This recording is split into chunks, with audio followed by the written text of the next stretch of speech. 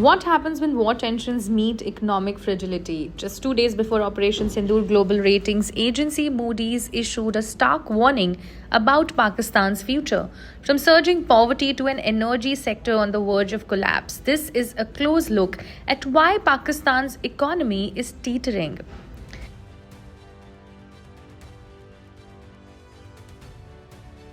Time and again, experts and analysts have raised concerns over Pakistan's fragile economy. Just 2 days before the launch of Operation Sindoor, Moody's ratings warned that sustained escalation with India would hurt Pakistan's growth. The agency said such tensions could derail Pakistan's fiscal consolidation efforts. That means progress towards economic stability could stall. Moody's also flagged a potential risk to Pakistan's access to external financing. The country's foreign exchange reserves, it said, are already far below and what's needed to repay its debts in the coming years.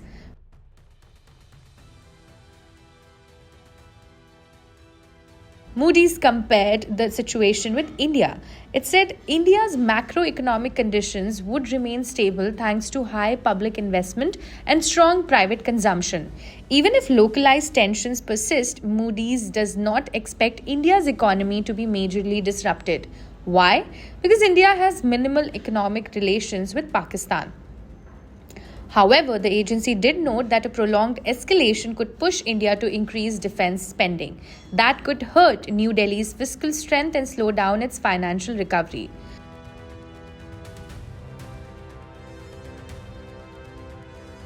But the warning signs for Pakistan go beyond conflict. Experts in multilateral institutions have long flagged deep-rooted structural problems.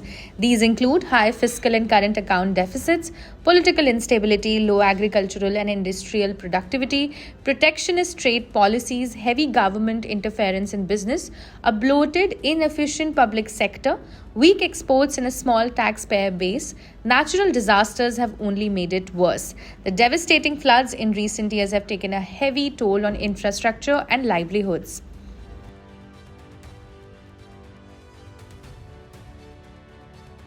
Former Citigroup Emerging Markets head Yusuf Nazar recently wrote about the stakes in Financial Times. He said Pakistan's agriculture, the backbone of its economy, is under serious threat.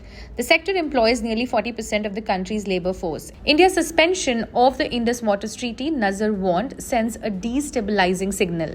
With political chaos and the lasting impact of the 2022 floods, Pakistan is not ready for another shock. One crisis, he wrote, could lead to economic collapse and mass suffering. He added, even if a full-scale war seems unlikely, short-lived escalations have always brought heavy economic and human costs, particularly for a vulnerable Pakistan.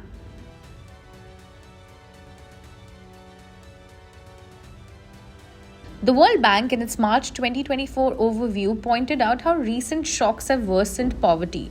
COVID-19, the 2022 floods, and macroeconomic instability have pushed millions below the poverty line. In 2023-24, the poverty rate stood at 42.3%. That's 2.6 million more people falling into poverty in just 1 year. The energy crisis is a major driver of this economic stress. Pakistan relies heavily on imported energy feedstock to keep industries running and homes lit. This import-heavy policy has bled foreign reserves, driven up inflation, and forced the government to borrow more.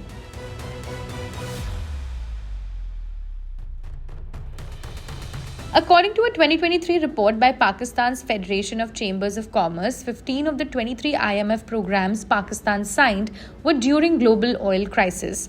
That shows a deep dependence on imported energy and vulnerability to global price shocks.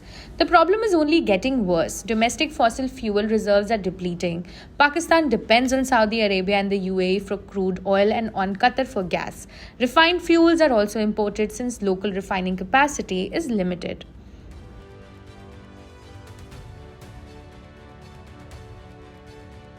Smuggling of cheap fuel from Iran adds to the crisis. It hurts government revenues and undercuts the domestic oil and gas industry. With costly imported fuels powering much of the country and with inefficiencies, mismanagement, and subsidies, Pakistan's circular debt has exploded. The IMF has called the energy sector a major macro-fiscal risk. It said unreliable power supply and high, unpredictable costs have hurt development. Circular debt in the power sector spiked from 2013 to 2021. For the gas sector, the crisis stretched from 2020 to 2023. Pakistan is grappling with multiple crises: economic, political, and strategic. From an unstable power grid to rising poverty and looming war fears, the country faces pressure on all fronts. As global institutions raise alarms, the path ahead for Islamabad looks uncertain and increasingly urgent. Will Pakistan take decisive action to stabilize its economy, or will another shock push it past the tipping point?